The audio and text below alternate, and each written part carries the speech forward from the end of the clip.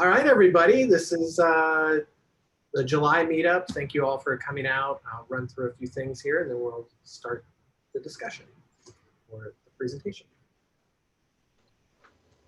And so our mission since October 21st, 2014 is to create opportunities for everyone to learn and share knowledge about the field of user experience.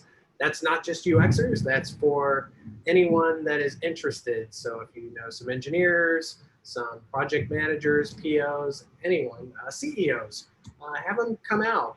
Also recruiters a lot of times will come to these to learn more about our space and learn how to place us into some cool gigs. So encourage anyone to attend and come out and learn.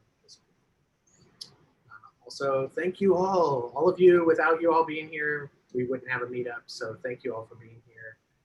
We really appreciate you being here, and we hope that you get a lot out of it. And we also hope that maybe sometime you'll decide to participate by presenting like we're going to have today. Also, our group of co-organizers, some of us are here. Most of us will have a do UX background going on here, but we've got Abhishek, Leah, myself, Jason, and Matt. And I guess I didn't introduce myself. I'm Wes Brown. I am the UX manager for Admin Health. So all of these folks have been working in the UX space. If you want to take a picture or a screenshot of this and connect with us on LinkedIn, I think it's a great way for us to share our stories. We always like to post different things about what's happening with downtown Orlando UX. And just a little bit of housekeeping. If you guys don't mind keeping your camera on or turning your camera on, we'd love to see you. It'd be awesome. At some point, we'll probably take a picture, screenshot or something. Also, if you want to raise your hand or ask some questions out in the chat, we likely will have an opportunity for you to ask questions at the end too. So, awesome. And the meetup tonight is creating magic with words. So merging UX and content can help you deliver more enjoyable, accessible products. And our presenter tonight is Cody Williams. He is currently with JP Morgan Chase, but he's worked in other places as designer at AssistRx, Pearson, and other companies. So with that, I'll let Cody begin, and we'll enjoy some of the conversation. Thank you, appreciate that. All right, let me share my screen.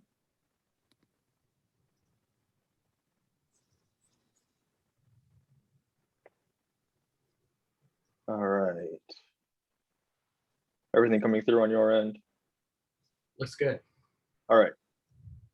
Before I begin, I just want to apologize ahead of time in case there's some coughing going on, might be coming down with something. So just bear with me through that, and I appreciate it.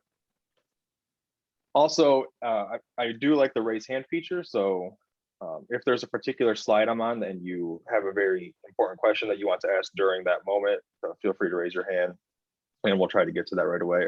Otherwise, of course, you can ask in the comments. So like Wes said, creating magic with words. And this came about from my time at AssistRx. I really started getting into content design and really focusing on words. And I noticed that a lot of our content was being created by product managers, clients themselves. There was really no ownership. And so ever since, I've just sort of taken an affinity to writing. And what that has led to is sort of this unique position I'm in with JPMC, where I'm, I guess you could say, a UX generalist, but as an employee on the internal side of UX, I now have control over our content, essentially. I wouldn't say I have full ownership yet. It's something we're working through, but I have been tapped to sort of lead that space for our team of about 60 UXers. And so I'll get to how I got there and what I'm doing there now later on. But that really just came about because as I work within, research, UI, UX, content has really just been a huge passion of mine. When I think content, or when people think content, there's a couple of things that tend to happen. So there's a UX writer, a content strategist, and a content designer. A lot of these terms are really conflated, and I don't really know if that's the right or wrong thing. At least at JPMC and on the Chase side of things, we all see these as like intermingling specialties. However, I like to think of them all separately at times. Usually I'll think of a content strategist as that overarching strategy portion, working with marketing, branding, social, all of that, having a consistent content, consistent tone of voice across the entire brand. Your UX writer would be someone down really in the thick of the content, the writing, those micro copies, all of that. That's where I think a UX writer typically is in this sort of structure. And a content designer is doing both. And I know a lot of people are sort of moving over to that whole content design title because they want to be recognized that they are focusing on some strategy. So here, this presentation will focus a lot on the specific content itself. So I'd say more tailored towards UX writing as a whole, but I think it's applicable for everybody. For today, I want to focus on a few key things. That would be where to get started, how to get this all rolling, things to focus on, some inclusivity tips. I know that's been a pretty big topic in some meetings of the past, accessibility, inclusivity, and content is no stranger to that. So I would like to touch on just a few tips and some key examples that you might not think about on the day-to-day. Some other tips and examples, and so showing some really good, what's out there. And then a breakout session. There's a unique session that we'll do at the end. I think it'll be pretty fun. Just definitely get you thinking. So when it comes to starting small, especially how I handled this at JPMC, I wanted to make minor adjustments and really advocate and evangelize content as a whole, since it wasn't really thought about all too much, at least on the internal UX side of things. A couple of the things that I think is important when it comes to starting out making your adjustments are your very basic tips on just general good writing. And I think the top one is possibly the most important. A lot of content, a lot of copy and products is just far too long. And there's some stats I'll show in a moment, but users scan. That's what the research shows. And I know marketing's great. I've been a part of a few talks and spoke with many UX writers where generally if marketing is handling all of your copy, when it comes to product copy, it's just too long. And it's not written in a structure that is conducive for the specific screens that we're designing for. Synonyms is another big one, and this is a huge one at JPMC on the internal side. A lot of times when I'm reviewing work for someone, there will be inconsistent verbs, typically with buttons. And what that leads to is a little bit of confusion about how things are being done in the product itself, because your content is how a user communicates with your product. So if you have add, create, and new all doing the same thing, just in different spots of the product, now we have three words that can technically mean three different things, but we have them all tied to the same function. And so now we're creating this whole inconsistent experience throughout our entire product. And if this spans across your entire product suite, now we're really starting to have a problem with usability. Same with remove and delete. I read a really good article on how someone really thinks about remove and delete, and I won't go through that now, but those can be two very different things. And it depends on how your team wants to define it. But when you define the difference between remove and delete, or if you want to just use one word for all of it, just make sure it's consistent across your products. And that's how this stuff will go for a lot of your content. As long as you define things clearly and you are consistent with them, things will be a lot smoother for users. Consistent actions with buttons and info text. This is something I also see a lot. Excuse me.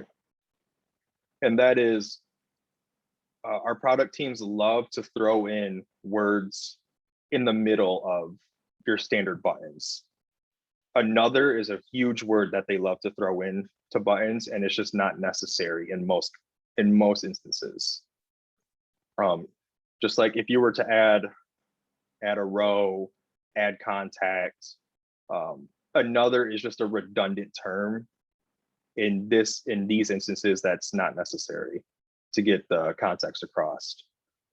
And it's the same for, in this instance, if you're doing technical writing. So if you're writing help text, if you're creating an FAQ, you just want to make sure that your text in your product is consistent with your technical writing text as well.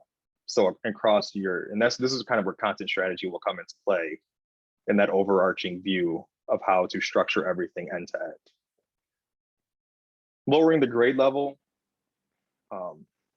there's some debate on if you want to do 6th grade level, 8th grade level. I'd say it depends on your audience, but typically you want to aim for grade 8 or lower, and that will accommodate most users, if not grade 6 or lower, honestly. For us at JPMC, it's a grade 8 or lower, and that was just decided since a lot of the spaces we're handling internally are very complex, data-driven, technical, heavy content. And so we found it a little too difficult to get it down to grade 6, but grade 8 was a good starting place for us to try to aim for. I think right now we're usually around the 10, which is still a little bit much. So we're doing our best to get down to 8. And then the last one is be conversational. And this, I've had to bring this up to a few people, mainly just my internal team, my UX team, when I'm helping them out. And that's just to get them thinking about, instead of how it comes off that they're thinking is, how do I make this sound as like deadpan as possible? I want it to be straightforward. It's an internal tech. We're a very rigid company.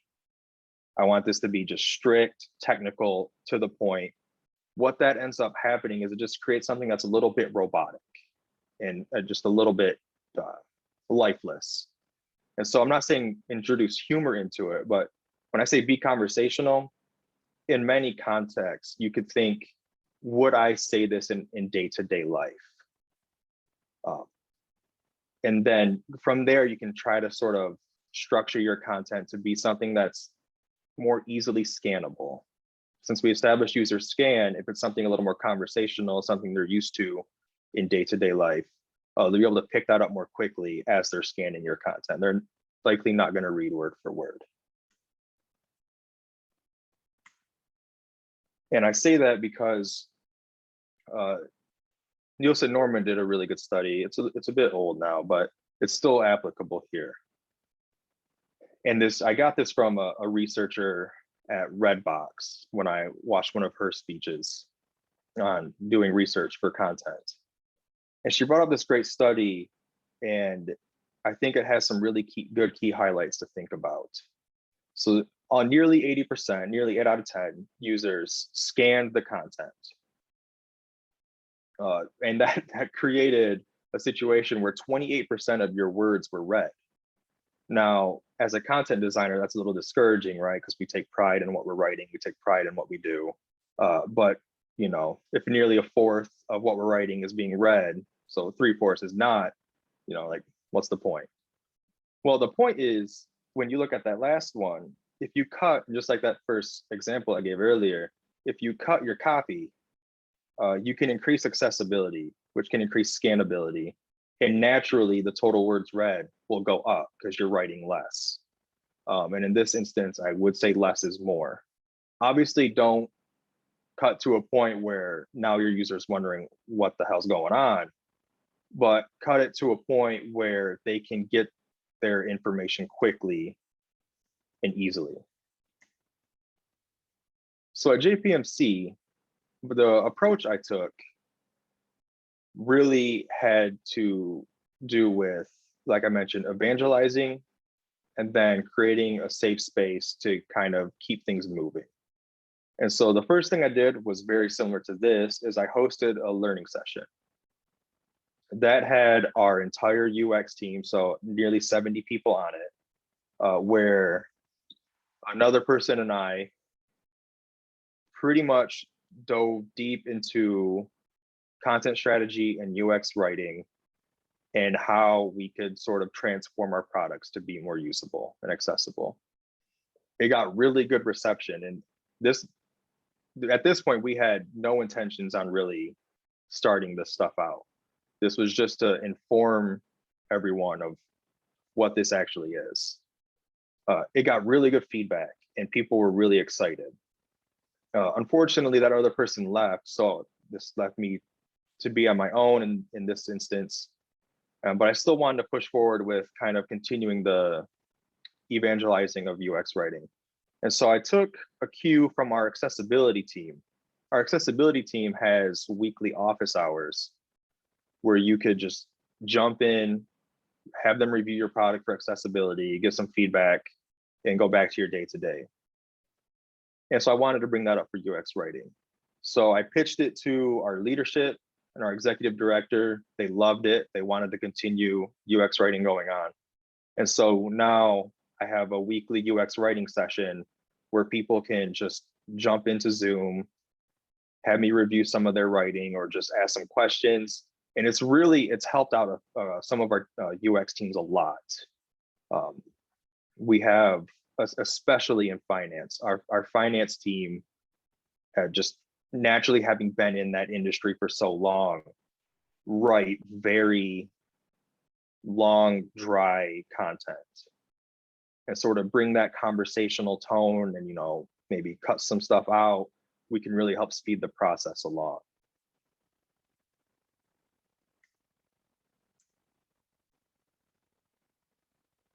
Some things I learned along the way with starting this stuff off was change is hard, especially when you're starting to take ownership of things. So if you're going to try to bring in UX writing into your UX strategy as a whole,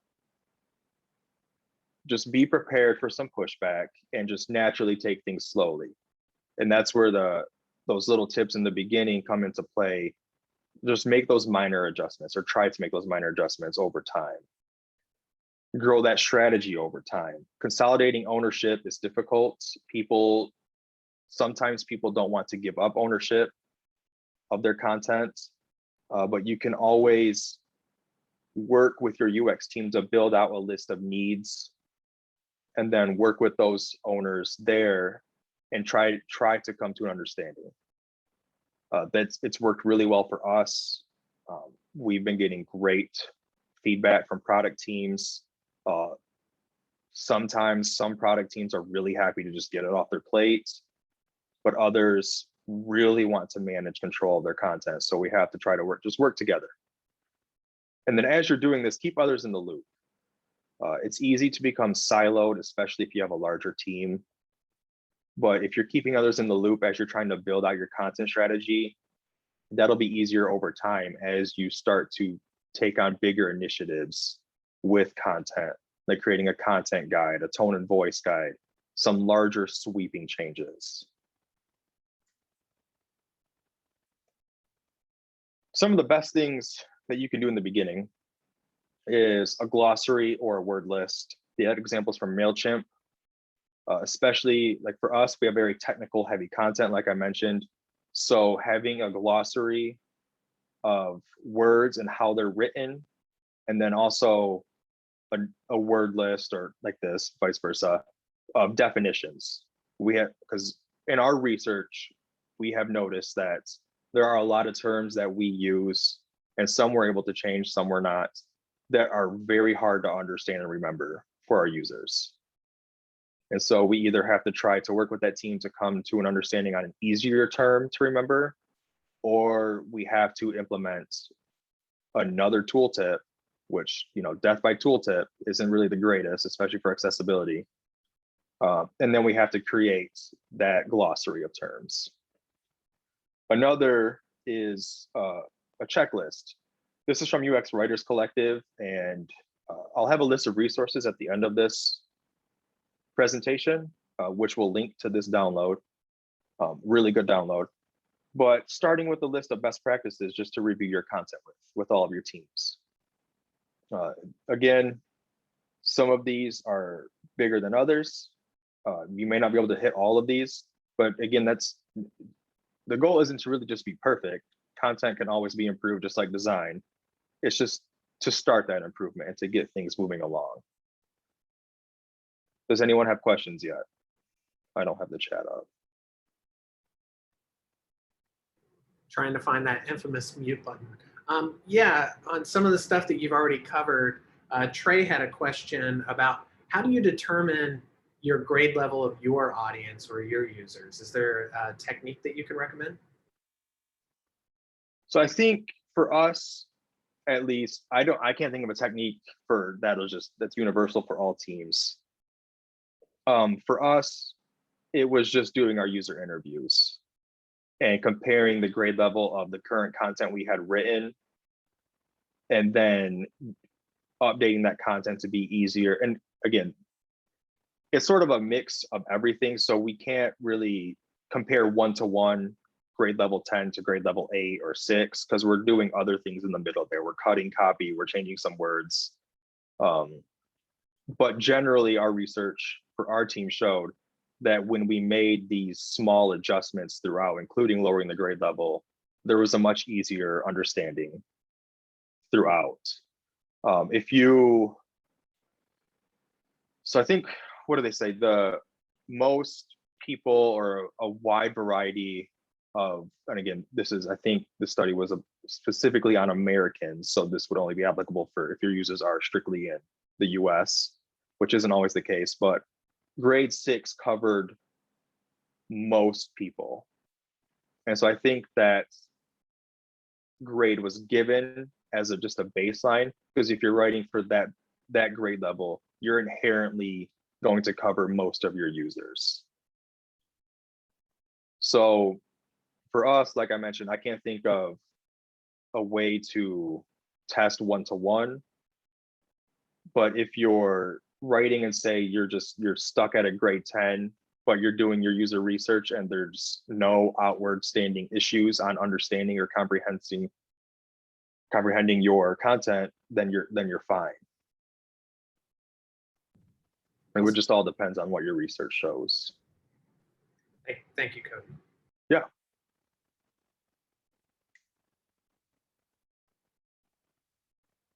Also, another thing I did when I started was look for some really good inspiration.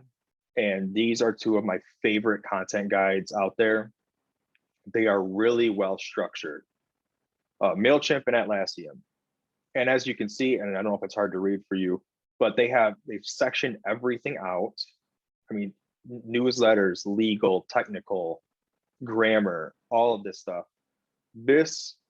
These are like the gold standards of content guides. I'm not saying this is what you should do in the beginning, because that would be very difficult, but it's something to aspire to and to look to for general inspiration on how they're writing content, how they're structuring their content guides. It gives you some really good ideas for a starting point on what you may want to end up doing down the road as you progress. Some helpful tools to get you there. You may have heard of these already, like Grammarly, extremely popular. I've used all of these. So Grammarly is just your overall, your overall spell checker, grammar checker, sentence structure checker. They have some insights that you can see. Hemingway is another good one. I think they're really good at showing, I think Hemingway shows grade level, but they also show passive voice and just some really other good structured information about your content. Grammarly and Hemingway, I think, go hand in hand. You could use either one or both. Data eyes, I think that's how you pronounce it. That's just, they have a bunch of writing tools. I use it for passive voice detector. I'm by no means a perfect writer. I'm still very much working my way through UX writing and content strategy. And I personally think I sometimes struggle with passive voice as opposed to active voice. And I'm not one of those people that say you always need to write an active voice, because there are instances where you may not. But for when I'm trying to write an active voice, sometimes it slips through, and I like to use that to check it. Readable, I think it's a tool you pay for, but they have some free stuff, which is really good for showing reading level in multiple different scales. They have different scales for reading level, not just the Flesch Kincaid. Excuse me. So inclusivity is huge. I mean, I feel like every year awareness is becoming higher on being inclusive and accessible. This really went hand in hand with our accessibility team. So we have a dedicated team now for accessibility, but no one was really paying much attention to inclusivity. And I don't think for us it was as big of a deal with our products, but for others it may be. So when I'm thinking inclusivity, it's everyone. You know, I don't see this as just one particular group you need to make sure you're writing for. You need to just write for everybody, and that can be a wide swath of users, right? And you're doing this because everyone's unique, but they all deserve equal treatment, and you need to make sure your products are, to the best of your ability, tailored to everybody all the time. And so I brought some examples. These are all from Atlassian. I think, again, Atlassian's content guide is fantastic, and their inclusivity section is really good. And so I wanted to highlight a few of their things. This, to me, is a big one. It's something I hear all the time still, but it's obviously something I grew up hearing frequently. And, you know, maybe some of you still say something like this, or you still see stuff like this. I don't know, it's like some BuzzFeed article or something. But when you say what's your spirit animal, it could be perceived as culturally insensitive to sacred practices, rituals, beliefs. And sometimes you'll see something like this and you'll go, oh, wow, yeah, I see it now. I just never really thought about it in that light. And these are the types of things that content writers will typically think about. And this isn't meant to be some type of PC culture thing. It's inclusivity. Politics has nothing to do with it. Still hear this all the time. And I know many people that I've told about something like this write it off.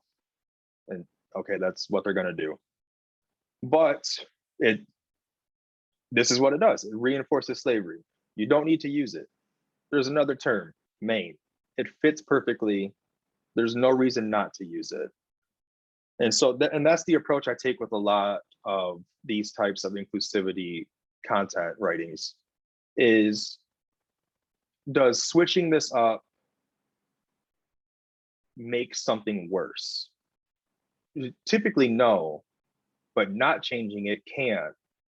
So the path of least resistance and the path that should be taken is to just be more inclusive with it. I ran into this recently helping out our finance team, or they said something just like this. So they were writing some modal text for a new feature they had created, and they specifically called out screen reader users. And it's just the way you position things and write them out grammatically. And I had to tell them that you're labeling that issue, not even an issue, that was the poorest thing to say, that attribute. You're labeling that attribute and putting it forward. So instead, like blind users, you would say users who are blind. That way you're describing the attribute and not the person and their perceived disability. And again, these Atlassian system is really good at describing all of this, and no one's perfect.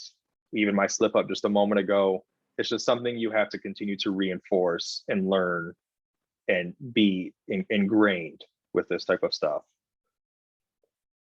This one was unique. I honestly never thought of this until I read this content guide. Ninja or Rockstar. And I thought this was an interesting call out by them. And I get it, but I like that they may have perceived themselves that people may not understand this or at least believe it. So they clued in that studies have shown that using these type of descriptors in job descriptions make women less likely to apply, which is very interesting, but it's enlightening. And you go, oh, okay, well, we obviously don't want that. There's already an issue there historically in the United States. So let's make sure we're a little more neutral in our job descriptions to accommodate everybody. And this was one I actually saw today on LinkedIn. There's a couple content writers I follow, and they brought this up. And this is something I would have never thought about. And so if someone is using a screen reader to read your resume or to read your attachments for your resume, or whenever this word is used, that screen reader will likely say resume instead of resume because you didn't write it with its proper marks. Just an interesting bonus tidbit I wanted to throw in here. I thought that was a really good insight by that content writer. Any questions? Any questions in the chat? Yeah, Sue Yu asked what makes content objectively good. Do you have any thoughts around that? I would say the first would be sort of tying into those tips. Objectively good content is concise, it's clear, and it's inclusive. Now, those are all obviously, except possibly inclusive. Clear and concise is subjective.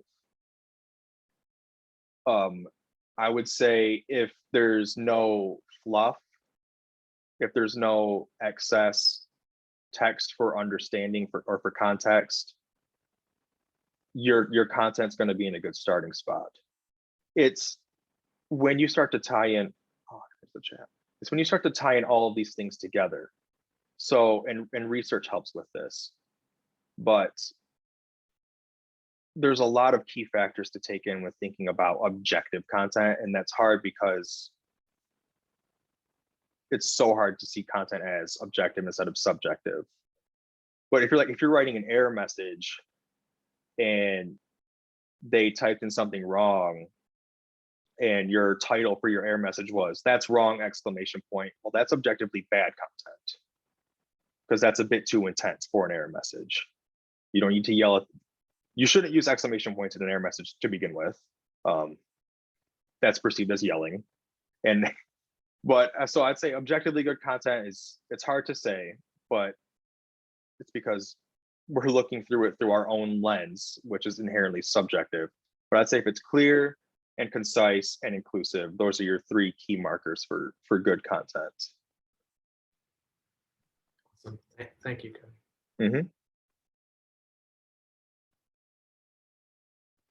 Some tips and examples, and I wanted to run through some of these because I think they're unique and they're sort of like they're key spots that you'll typically have in all of your products. To start though, the tone and voice tips. Tone and voice is something that I think as you start to look into UX writing, you'll learn more about how, and you'll probably work with marketing on this as well if you have a marketing team, how to structure all of this. But tonality can be wide ranging for a wide wide, many cases, just many things. One thing though that is hard to do is use humor. And I've seen this brought up in a few UX writing and content talks I've joined. And the main reason is it just doesn't translate well. It's really hard. It's really hard to pull off. And if you're not sure if you're going to pull it off, or if you're not sure if it's in the right spot, just don't use it. MailChimp uses some humor effectively, but if you're trying to use, again, let's just go back to error message. It'll be relevant. You'll see. If you're trying to use humor in error message, and you start off your message like, oopsie daisy, that wasn't the right password. No one needs that. No one needs that little lighthearted humor. There are just many instances where it's not applicable. And so I would say leave humor to more of the marketing side of things, unless you want to work really closely with marketing on their specific brand voice. And if it's part of your brand voice, work closely with them on how to implement it within your products in the appropriate spots. Situational tones, again, error message versus success messages. You'll typically write things differently. Like success messages may have an exclamation point. I think in many instances that's appropriate. Usually those are good things. Something great happened, something successful happened, your product didn't break. It's a good time, everyone's happy. Error messages, obviously not so much. And so when you're thinking of how to write your content, you may just want to change up the tonality a bit for specific situations. And again, if you're not sure and you don't have a marketing team, just do some research into like UX writing tone differences, and you'll see some really great examples of how someone has written the same error message or the same onboarding message in 3 different tones. And it can be really cool. Length, this was something I recently heard and I never really thought about. Excuse me. Concise doesn't always mean short. And this can go back to the objectively good content. And someone told me that it can always depend on your brand voice. So say you have a message, but you have a very unique brand voice, and your error message is just going to involve, or your onboarding message is just going to involve a little more content, but that's just how it just fits with your brand. That's okay. Sometimes it happens. It's never a bad thing. Just, you'll just don't use filler text. That's the whole thing. Just don't, stuff that's not necessary for that particular moment of understanding for the user. Some button tips. This is a big one for us at JPMC. They love 3 forward buttons. Sometimes I've seen longer. 1 to 2 words. Again, this is from NNG. I don't know why I said status. But 1 to 2 words can accommodate 90% of user interactions. It's pretty much the go-to. Usually, and that from there, you'll usually think if it's verb leading, it's like, go home. But a lot of times 1 word can suffice. It just depends on the context. But I would say 3 words max for very niche situations. And again, this is buttons, not links. Links can be a little different. We'll get to links in a sec though, and you'll see. Keep it simple. Familiar words, again, this ties back to conversational a bit, but familiar words will have the highest interaction rate, which is always great. And keep them consistent. And that ties into to verb leading, or just having 1 word. So go home or home, etc. But they should just, as long as it's consistent, you're good. But the moment you break consistency, content starts to get a little confusing, your cognitive load really starts to ramp up, and it can just create a not so great experience.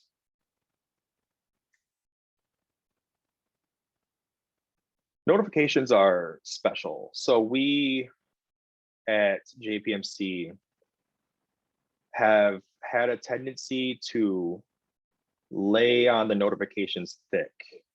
We really like them a lot. However, it can lead to a bit of banner fatigue. And so so someone I was helping out had a situation where potentially a user could see 6 banner notifications at one time and they would be stacked. That just needed to be rethought entirely, that entire backend process, because 6 stacked banner notifications will lead to just none of them. Likely, I know this is assuming, but likely none of them would be read, because that's taking up so much screen real estate. It's interrupting their workflow. They're just going to click out of that to get back to work, because they need to do their job, right? So when you start with your content on notifications, it's really important to be clear about what's going on. So start with what happened and why it happened and how they can resolve it. Those are your 3 key things when it comes to notifications.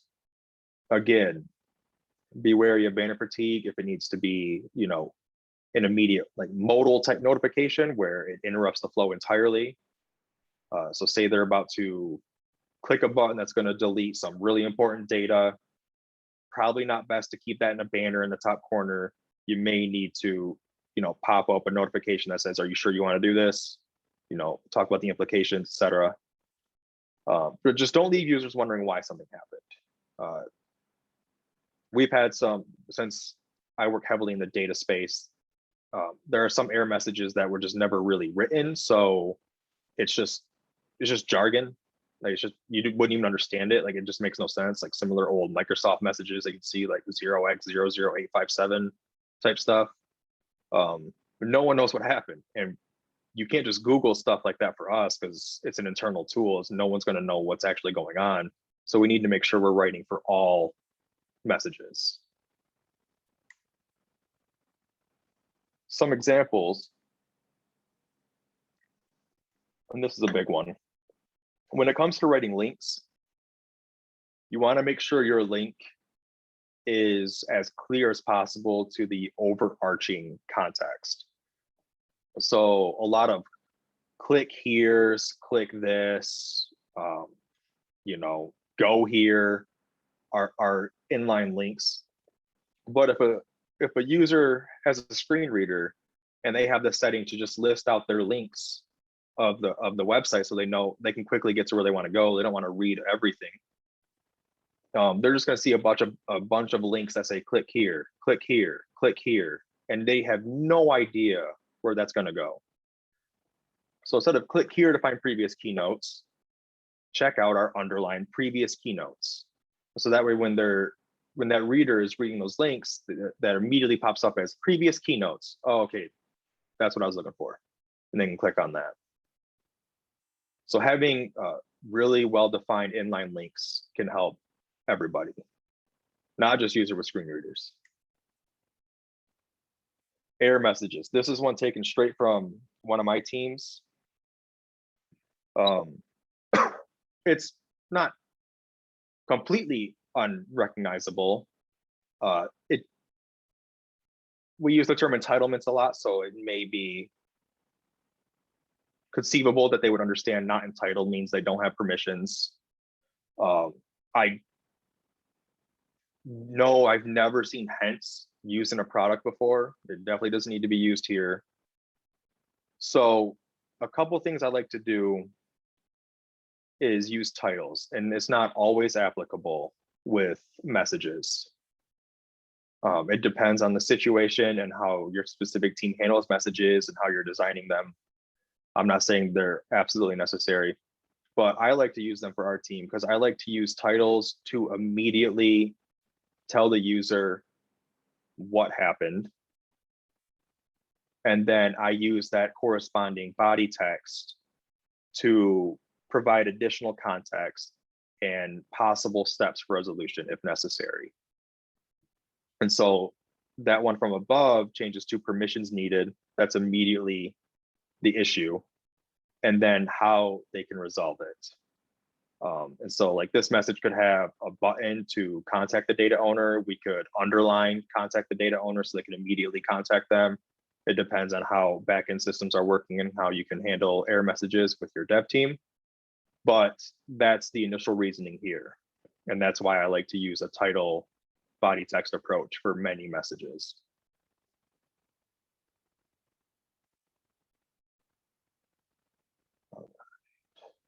Pause here for questions. Hey, Cody. Swan had another great question. He had asked about regarding team alignment. How does UX writing fit into design, product, and dev processes? That's a great question. That's a big question. A lot of this, I think, will be team to team and how you can fit it into your overall process. I'm sure there's a lot of great examples of, the UX writing process or the content strategy process and how it fits in. For me, since this is something that's being brought on essentially very late to the game while we're designing, for us, it's on an as design works basis. So I currently can't just go to the finance team, audit one of their products and say, these are the changes you need to make. We're not there. Some teams are, where your UX writer or content designer will literally audit products as part of their day-to-day job, and they'll push fixes to Jira. For us, it's as designs are being made, I'm writing the content. So I'll be working with the product owners, the UX lead, the researcher, mainly the product owners, and I'll be helping write that content out. So as far as the specific process goes, it's in the middle of the UX design process. I'd say for larger teams that have very well structured content, I think one of the content strategists I spoke to from Chase, they're in very early in the game. From the planning phase, content's involved, and they're starting to get things prepped right away as the wireframes are being made. So it depends on how your team handles that. That's great. It looks like we have a couple of hands raised as well. Looks like Sarah's first, and then Trey is next.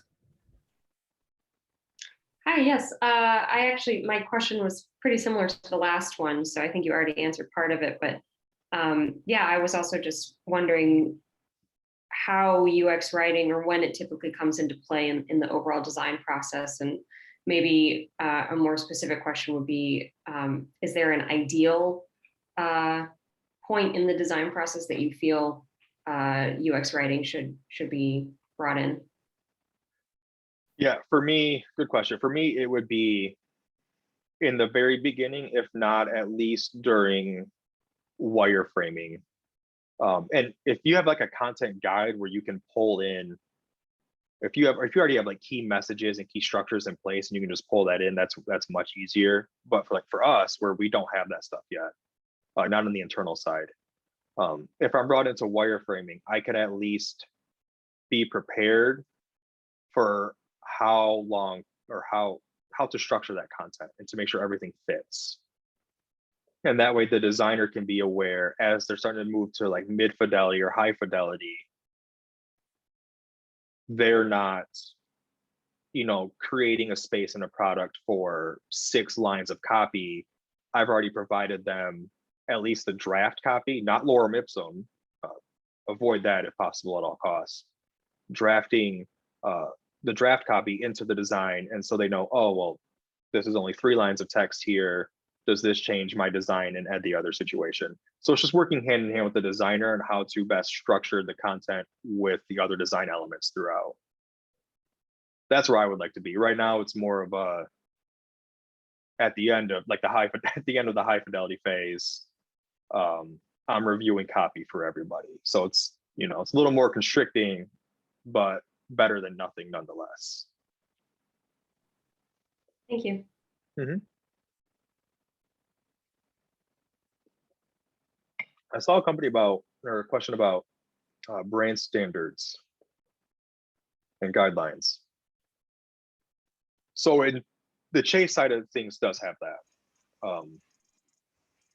and by Chase side, I mean, so JP Morgan Chase is kind of structured into three companies. You have JP Morgan, so the business banking and investments. You have Chase, consumer banking, and then you have JP Morgan Chase and Co. A little longer. That's the parent company. A lot of the internal backend stuff, that's the team I'm on. We have standards and guidelines for design. We have a really comprehensive design system, but we don't have a content design system. So nothing's really been created. There's been no ownership of content. Like I just had to speak with the owner of our design system because the error message for one of our drop zones, or like where you upload files, if they uploaded the wrong file type, it just literally said wrong file type exclamation point. That was the only message you got. And that's just not that helpful. So there's a few key suggestions there, like implementing the file requirements into the modal itself, and then using a little bit of a softer tone. This goes back to tonalities, a little bit of a softer tone on the actual error message, like file type not supported. You know, we don't support that file type. Please upload a, etc. Something like that.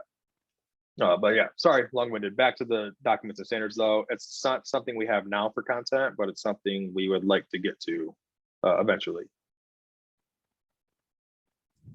And then before we move on, Trey's got his hand raised as well still. Oh, yeah. So yeah, I was the one who actually asked that question about brand standards. I was going to speak to that myself because I work for a company where we really like to use certain terms for certain things and like make that uniform so that way everybody has a consistent experience. And it really helps because I work for a company that has like 26 different divisions, and it's really people who are in the marketing teams in those local offices who are actually doing the writing for the content. I work for a home building company, so they're writing all the, it's almost like doing a real estate list and stuff for new build communities. So they're writing all the plan descriptions, all the community descriptions, and all of the amenities, and listing all those items. So just having that set of standards kind of at the very beginning and having people use it as a guide to write for their content, I think that's very helpful. And then what you do is you have people like me who centralize at the home office who reviews all that content and know those standards and make sure that the copy adheres to that. Yeah, it really sorry. helps reduce revisions and keep things consistent, which is where it's like where I was at before. I was able to create basically a starter content design system, but unfortunately we still had to deal with a lot of legal hurdles with content, which we all know legal content can be some of the most long-winded, dry content out there. But we just had to try to plan around that and do what we could. And at least That's for those, but at least for some of the stuff we were able to create consistent messaging for, it really helped our teams a lot because we just had a lot of different ownership in the beginning. But consolidating ownership and getting standards in place can help speed things up quickly. And again, consistency is key. Yeah. And I think that is very helpful when you're working with, like I said, 26 different divisions. So you have 26 different personalities, 26 different writing styles, and it's just easier to say, hey, this is kind of how we want you all to write these quotes, and we will be reviewing them. Mm-hmm.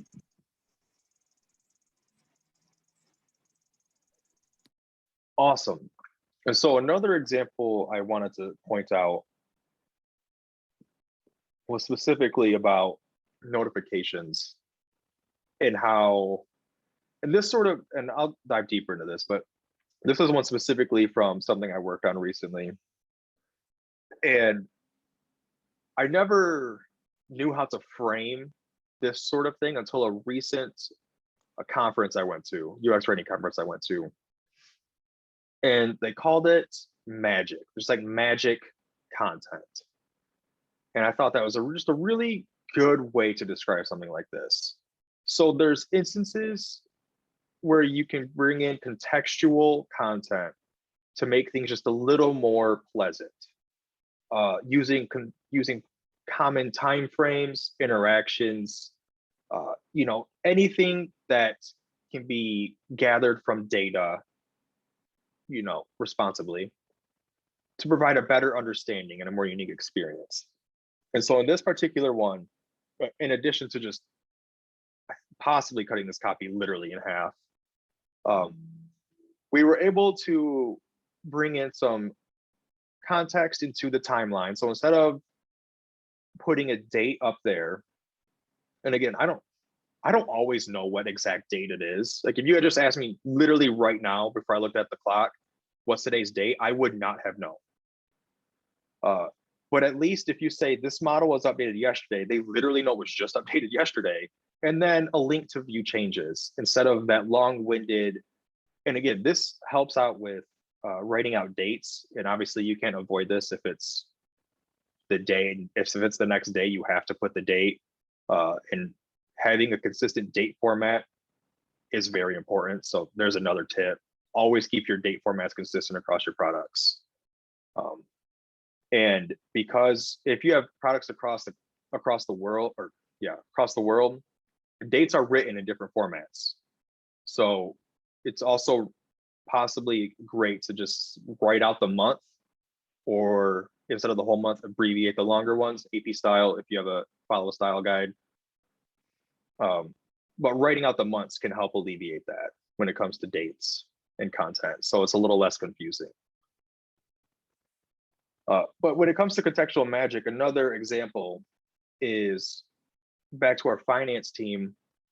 They have a product where, I won't dive deep into it, but you can either input some stuff manually, or you can click one thing and have that basically override everything input manually, or just fill it in if it's not been input yet.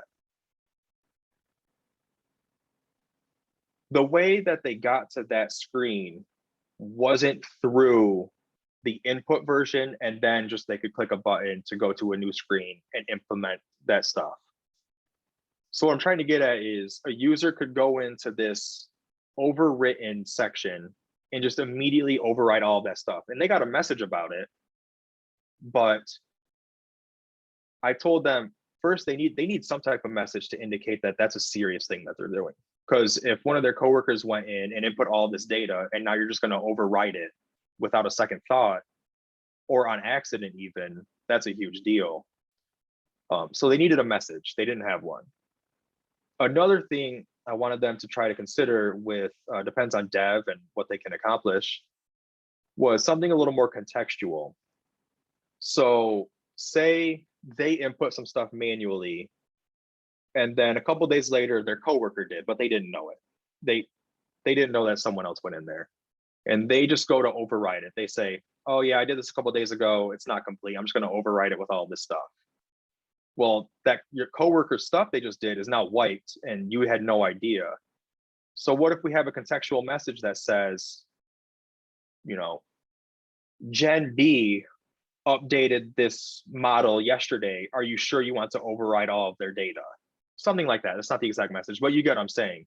Something contextual to where now they have more understanding into why they shouldn't do that possibly, and who to contact if they need to override it, but there's some other stuff that they didn't know about. So now they need to get a hold of Gen B and make sure that they can. So that's just some contextual stuff to think about when it comes to these notifications and messages, and how to create a better experience instead of just this action will override all of this data. Are you sure you want to continue? So just some things to think about.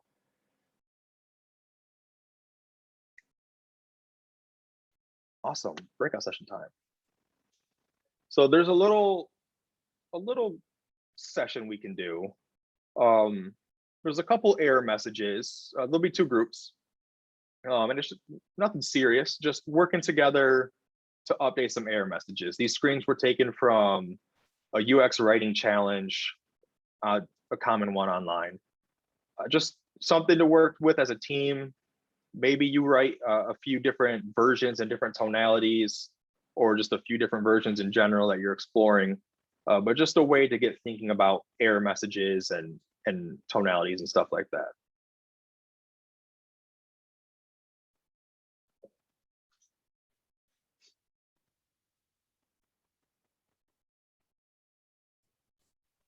Okay. And I'm creating the breakout groups now. I'll make sure that I am in a separate room from you, Cody.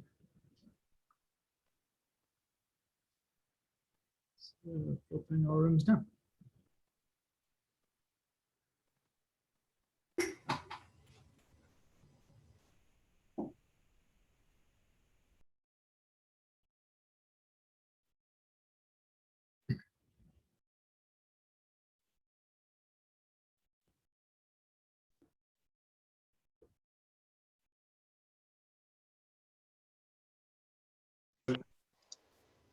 Are there any writers in the room? Ah. I would do everything, I feel like. Nice. All right. So share my screen. Jason, you want to share your screen, or you want me to Yep. share? Yeah, I can share. I did paste it into a blank page, so I could actually write.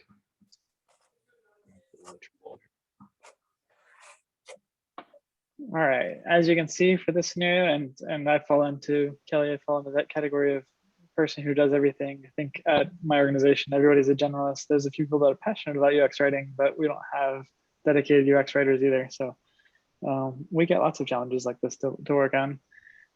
So for this particular scenario, we've got a wrong email address was entered to sign into an account, and we need to tell the user to enter the right email, and the error copy that is there is clearly a bad option. And so what suggestions do you all have, given what we've learned so far about UX writing, to improve it? It looks like one requirement we've got here is that the max length is a single line, so we can't have multiple lines of validation errors. Any suggestions?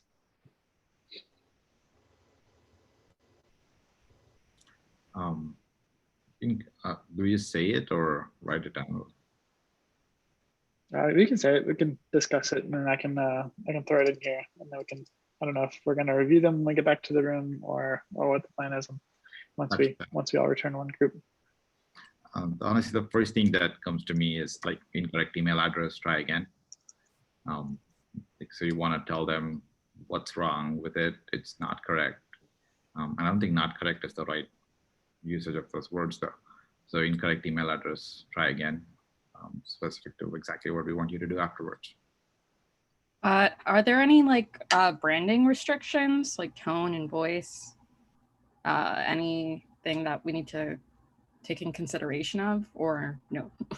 It's a good question. It looks like, given this scenario, we don't have any like brand guidelines or anything. And so for an email, I think the main thing would be whether or not we refer to it as username or email address or something like that. So it looks like we've got email on the sign-in. So yeah, email's on the label. And then I always, like, for the did you forget it, I'm so curious at how it would help you figure out what your email is, because usually if it's like a forget username, I was thinking that too. Put in your email. Usually, like for a forgot password, it works because you have the username or email address to, you have an account to contact. If they've forgotten username, and I know we dealt with this at Party Mess, Matt, like sometimes you don't even want to tell the user that this email is not in our system as a user, because you don't want people to keep trying until they find a real username either. So there's besides brand guidelines, there's probably also some security guidelines we need to know about in order to for sure know what to do here. Are we worrying about spelling? Because create is spelled wrong. Yeah, it was also retry or do you forget it. I think Cody intentionally put some errors in here for us to. We're trying to like boost our credibility. Like, let's, I guess, make sure it's accurate. Yep. I've got one. Please try another email.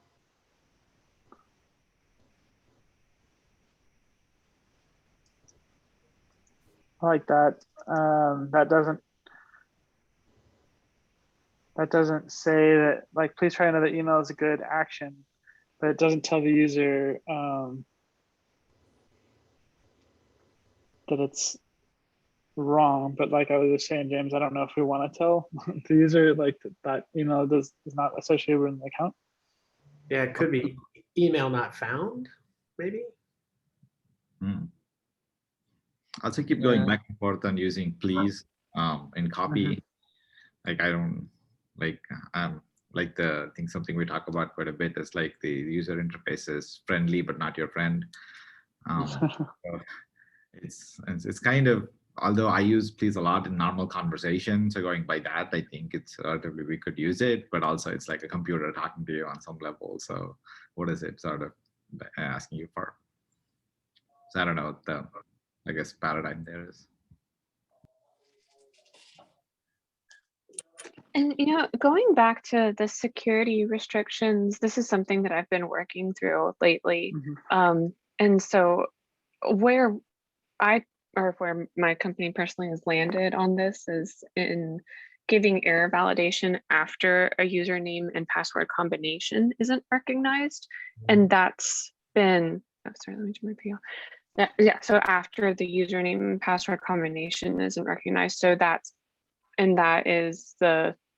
seems to be the most secure way to do it, because then it's the combination that is indicated to be invalid rather than either the username or the password. Yeah, I've seen that a lot. And so lately, with that, where it's a very standard error, which is either email or username and password, or password is not correct. Like you don't really give them a whole lot of context to keep trying your system for a valid combination. You just give them a very generic term. It looks like with this system, it's you're entering the email before you enter the password, and there's some validation on whether or not the email is in the system though. Yeah, I mean, that's a common pattern more with single sign-on, because you have to have the user account to sometimes know which single sign-on provider to. Right. Are we going to user pass? Are we going through a SSO workflow? Yeah. I'm also a little confused on the premise. That I don't know if that's. This is like the thing that keeps going in my head is how does it know that the email is wrong? Sort of, I guess, in what context? Because it's like there is an option to create an account. So, like, is it really wrong? It's either it's there or not. But there is no, I guess, concept of it being wrong. But in combination with the password, that makes a lot more sense. That they both, like, you already have one and your authorized password. So kind of throwing me off a little bit there. Yeah, and philosophically, is any email right or wrong? We all just right. are bits floating around in the interweb, right? Yeah, that's kind of how I went to the not found it. So, all right, cool. It looks like we have a second error to work through. Does email not found sound like a consensus? You want to try one more change to see? I put in the rationale. Should we even be doing validation on this step or wait until password entry? I think that's a valid point. I do think try again might be good, right? Like you. Yeah. That's an option. To me, I always like to say what caused the error and then how you might fix it. You might fix it by trying an action. Yeah. We could troll Cody and say try another one. With an exclamation point. Yeah.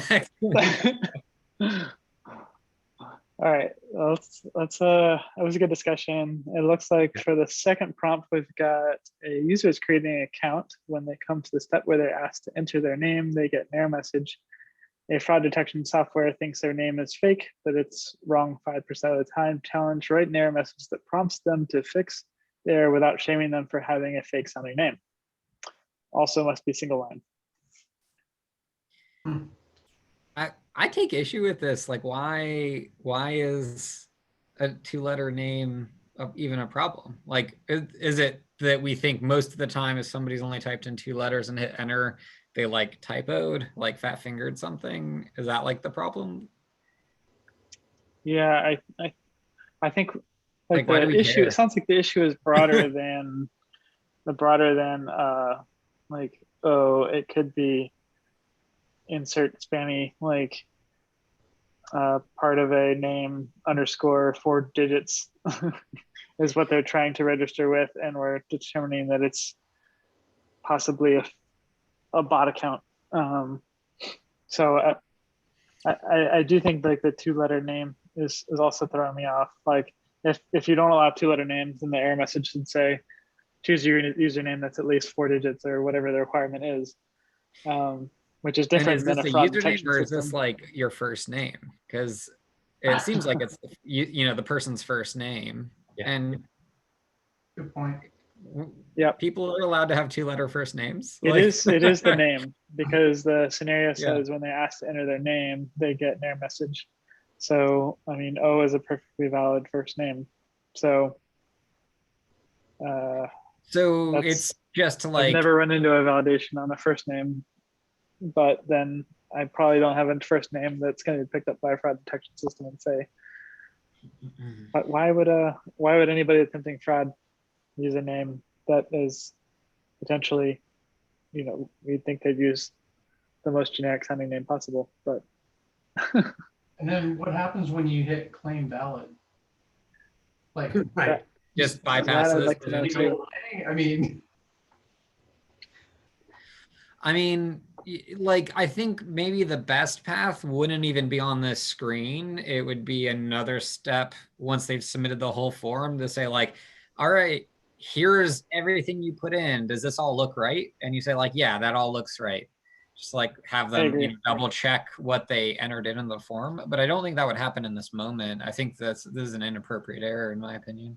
I don't know. agree. I think I would push back against engineering. I mean, are we allowed to do that? Yeah, I didn't set up the scenario, so we can take out the Yeah. error message and the X, and I feel like this could be like culturally insensitive as well. I mean, I've seen people who have very long last names or very short last names, and this might happen. So right. I think that's exactly what we're talking about. It's like, why are we even letting a like fraud detection system determine whether or not you can move forward with the form? Why not just, like Matt said, validate that, are you sure this information is correct, and give you a chance to go back and edit it, like with every entry. Yeah, if and it's show an error message there that like, I typed my name in Matt, you know, with 2 T's and not 3. Like, give me that screen that says, hey, like double check everything you entered is correct at the end of me entering in all my data. Yeah. Or if there's like rules that this fraud engine is looking for, then I think it could be valid to just show those rules to the customers and let them know that the requirements have to be met, just like any standard password entry field is. But it doesn't really seem like that's applicable for this scenario. Mm-hmm. Yeah, I mean, somebody is not going to change their first name just to use your system. Yeah, and true. like If you have a 2-letter first name, of like, oh, you can't have a last name that's less than 4 characters, and people are just like, okay, 1, 2, 3 at the end of my last name, so I can create a dang account, or I just abandon because you are, you know, don't think that my last name's a real name. Like, I don't know. Well, sorry, we've got too many Kevins. We can't have any more Kevins on this application. That's why I would probably like change the label to either say full name, first name, or last name. Yeah. Because just name doesn't tell me much. And like in that context, like maybe it's looking for like a separator to just that you have like, even it's like if it says full name and we really want you to have like at least 2 words, like the first and last name. I've seen like user like UIs that sort of say we want to get your full name, right? That's not if you're pretty, I mean, yeah, if you're like Cher or someone, and but then I think that's a really good call out of like, it shouldn't block you. It should tell you this is what we're looking for, but it's not a blocker for you to move forward, maybe. What about the scenario where it's just like somebody just hit their space bar 2 times Yeah, And they're probably going to check for special characters. Yeah, I think Yeah, you might want to like trim, yeah, trim, white space trim. Do you all think changing it from name to first name, like Abhishek suggested, is a good? Yeah, that went through my mind. Definitely.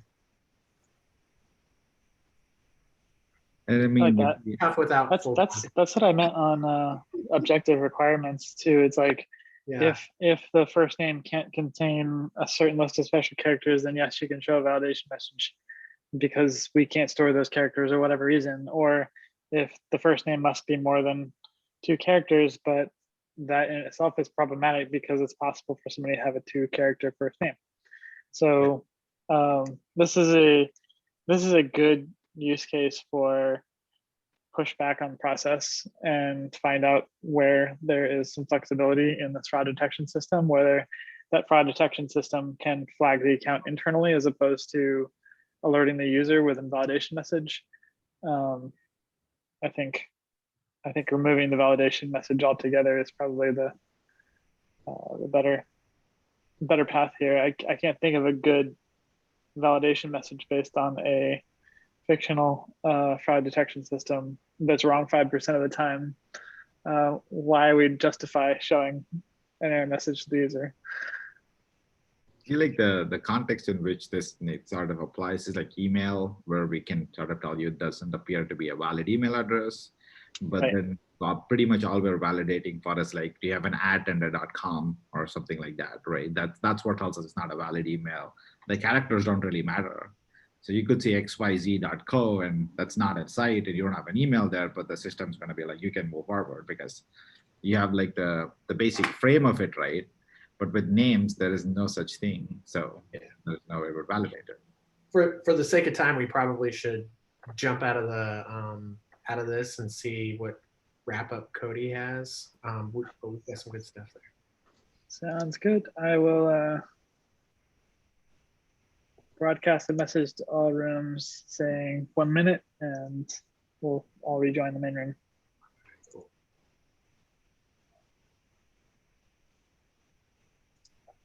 Be interested to hear what other people say.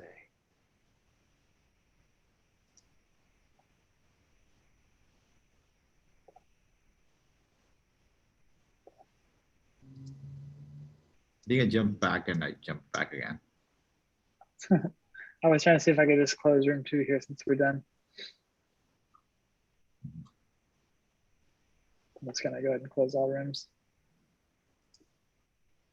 Yep.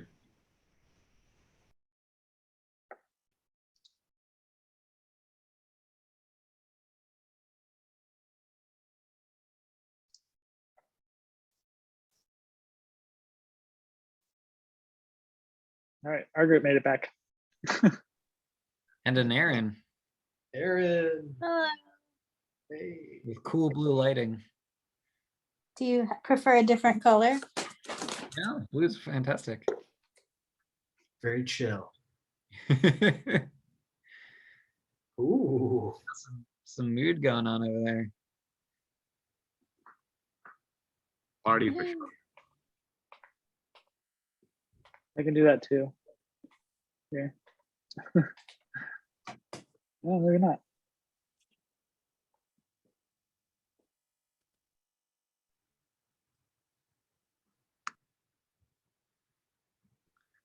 Although I really wanted to get to the bottom of like, how do you claim your name to be valid? I really wanted to know what happens when you hit that. I'm doing the best I can by changing my colors in Figma. I mean, how are you going to tell? How are you going to tell somebody what it is? That's not a bad idea. All right, let me try this. Ooh, yeah. That's the thing that correct All me. with about it. Figma. All with Figma. Who knew? Who needs hue lights when you've got full screen Figma file? Send that one to the Figma CEO.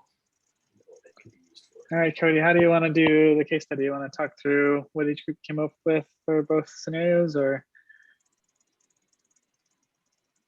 I want me to tell. I'm on mute. Right. Sorry. Yeah, sure. If you or I could go first, I could share my screen. All right, we'll go first, and then you can tell us whether or not that makes sense for what you had in mind. Let's see. Here on the right is our attempt at the assignment 1.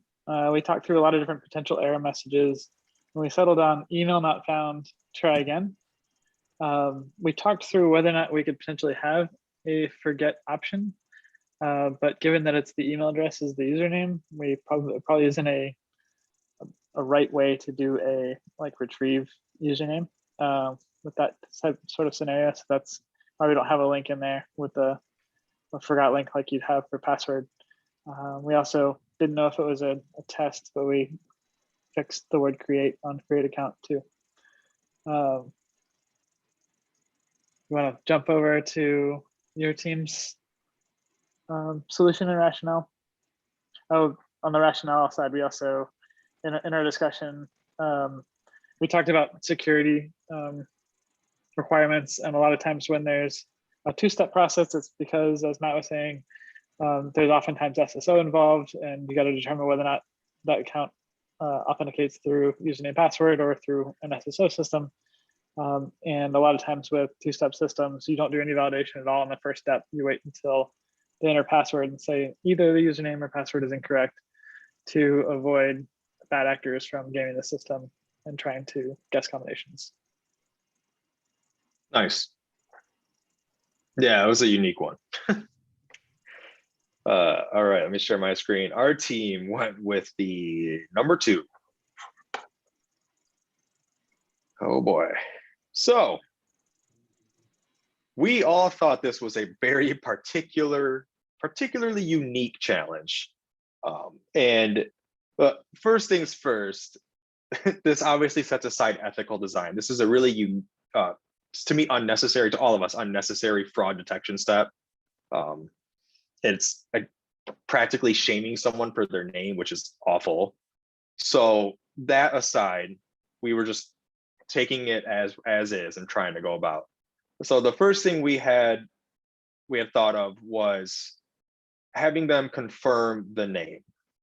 And perhaps this would be accompanied by like a warning message or some type of message. We never got to that step, but having them confirm the name similar to like confirming a password, just to double check and make sure everything's all right. The next thing was possibly having them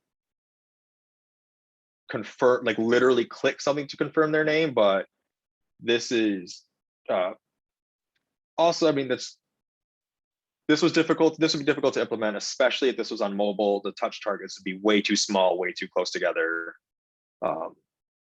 And it's a bit odd because we're asking them to make sure they typed in their own name correctly. So just the undertones of what's happening is a little weird. This one would technically kind of act as like a dismiss, except it's renamed to confirm your name to verify. This is decent. I think this is one way that could possibly go about without prompting too much concern. Just making sure everything's fine. But the issue here is we're not telling them why we're having them do this. Like they have no idea why this actually happened or why they have to click this link. So it's difficult. One that I thought was a unique approach, and maybe it's a little bit cheating because we made it a warning message. But the thing we wanted to do, or someone suggested, was not to interrupt the flow. And I thought that was a great idea. Like, so instead of just completely interrupting this person's flow and having them click a link, turn this into a warning message, offer them to confirm it's correct, which I guess would presumably update your fraud detection database or something. I'm not really sure. But still keeping in the spirit of the challenge of providing a message. That was our rationale for this, is they wouldn't necessarily have to go back and click this. We would just prompt this. But again, this doesn't tell them, as someone else suggested, just being really upfront. So like, this name popped up as fraud in our database, or this name looks like it may be fraudulent. Confirm this is your name, something like that. Someone else suggested that, which I think is really good, because that tells them what happened, what they can do to essentially fix it, or keeping in the spirit of the warning message, they would still just not have an interrupted workflow, and they could go back and do it or just ignore it and continue on.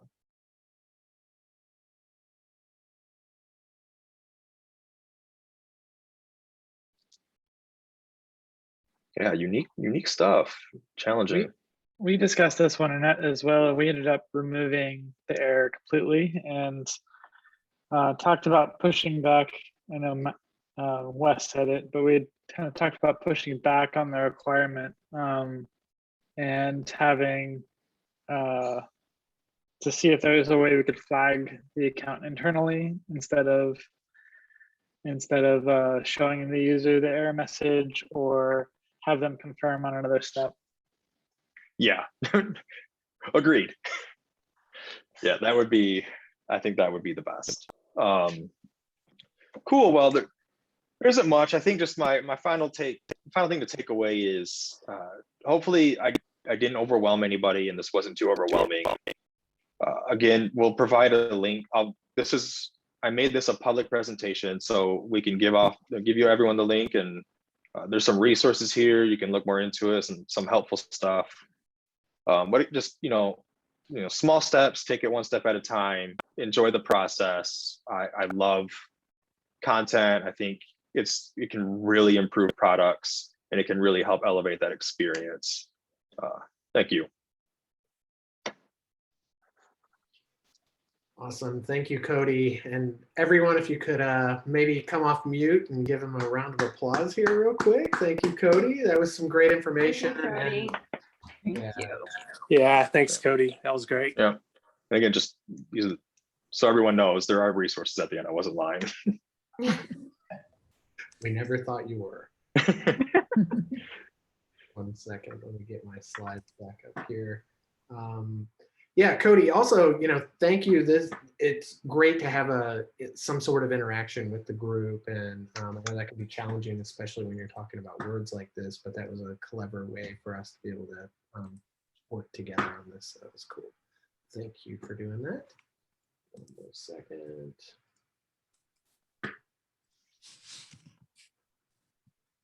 All right, and as I said, thank you, Cody. Do try to connect with Cody on LinkedIn. I noticed out there on LinkedIn that he's also participating in mentorship, so he's interested in sharing some of his experiences if it's something that you're interested in connecting about. And let me see here. Before we go, I know we're running a little bit long here. We do also have the social UX, so we might be eating into that a little bit. But we did put a survey out last month and asked people if they were ready or looking forward to getting back in person. And this is kind of the outcome. I would be fibbing if I said like we had a large percentage of respondents, but it was good enough to get some feedback and see what people are thinking. And I wanted you all to see what other folks were saying, that virtual is obviously something that people are still very interested in, and we'll be sure to keep that as a moving forward as a part of the meetup. But people are interested, so we as a group will start discussing what we can do next to see, maybe we start something small where we can meet at a coffee shop, do some kind of brew, like maybe at a coffee shop or a brewery in the evenings. So we'll let you all know, but if we do something like that, we'll find a place that hopefully has some kind of virtual connection that we can make that happen. And either way, when we go back to these full events, we'll be sure to have something that will allow people to be remote and share them. And of course, we do also have these on YouTube. So for people that tell you they couldn't come, be sure to share that. Before we move on to the next thing, are there any community announcements? Anyone hiring? Any information that anyone wants to give a shout out to? I'll give a quick shout out. JP Morgan Chase is hiring extensively for researchers and designers. Unfortunately, I think a large swath of this group is in Florida, so you'd have to move. But I at least wanted to give the plug. There's positions open in Chicago, Texas, New York, and Ohio. So I think maybe California. But at least on my team specifically, Chicago, Ohio, and Texas. Awesome. Should they reach out to you directly on LinkedIn, or is there an avenue that you recommend that people consider? Yeah, LinkedIn's fine.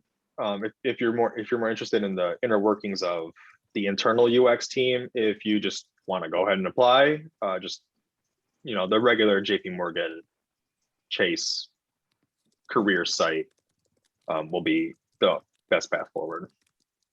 All right, cool. Does anyone have anything else? I'll jump in. We've got a few product design roles open at Sprout Social, where I'm product design manager. We have one core level product designer role open on my team. We've got a lot of applicants for that role already, but we are really looking for a senior product designer for the growth team, ideally with some growth design experience. And we're also still looking for a creative technologist to join our design systems team, somebody with some React experience. Cool. Should they reach out directly to you? Oh, you reach out directly to me. Cool. Awesome. Thank you. And we'll move on to the next thing. An event that's coming up. Our folks in Atlanta, the IXDA Atlanta group, is having a discussion group next week, and that is UX freelancing and contract work. So you might find that interesting. If so, you can snap a picture of the QR code there, and head on out to their group, or look them up on Meetup. They're a great group of folks. And some people that are here often attend those too. And that has, where you can share your experiences with the group there. And then the next one, time allowing, we often do a social UX. So hopefully you all can stick around for a few minutes, but if you can't, we understand. If we were in person, we would typically walk down the street to a local pub or brewery. So that can be fun once we get back to in-person events. And just want to thank all of you, and thank you, Cody, again for putting this content together for us and discuss content. Also, you can connect with us on Meetup. You all know that because you're here, but also we do post out to YouTube. So if you want to capture that bit.ly, and we are Orlando Designer Slack. We have a channel out there. Just look up Do UX, and you can share information there. And a lot of times people are posting jobs on that Orlando Designer Slack as well. And that is it.